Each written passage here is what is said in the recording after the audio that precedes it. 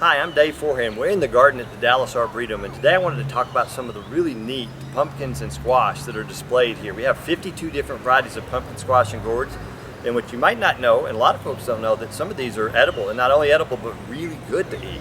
So I wanted to talk about and show you some of those today. So let's take a look at some of these pumpkins and squash.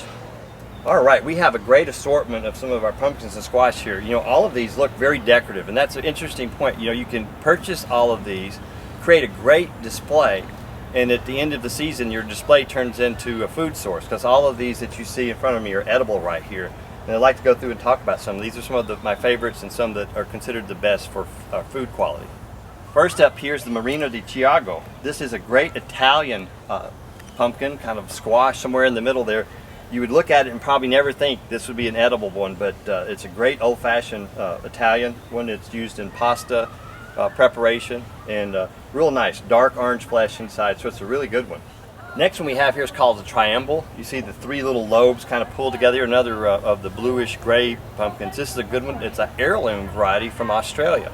Good, beautiful dark orange flesh, very dry textured flesh, so it's great for baking and using in sweeter squash dishes. Down below, a little small one here, this one's called Table Ace. This is a true kind of acorn squash. There are many different varieties in that group. This one's a little more savory, not as sweet. Can cut it and bake it, but really good, nice one again. It's real pretty in displays as well. Pretty little small one here with the orange and green speckled. This is Speckled Hound. Again, a very good dark orange flesh, great for eating. You can slice it, bake it, serve it just as it is. Here on top we have very large Naples squash, again an Italian variety. This one is a staple in Italy. It's quite large, up to 40 pounds, so this thing could feed a whole family reunion. One big squash here, but real good texture, flavor.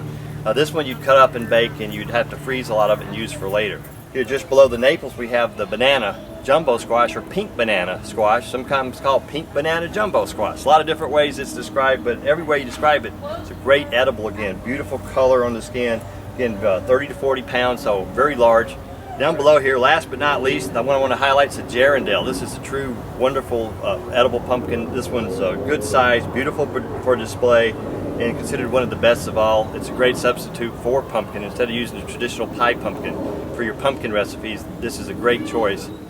A good resource here at the Arboretum in our gift shop is a pumpkin recipe book.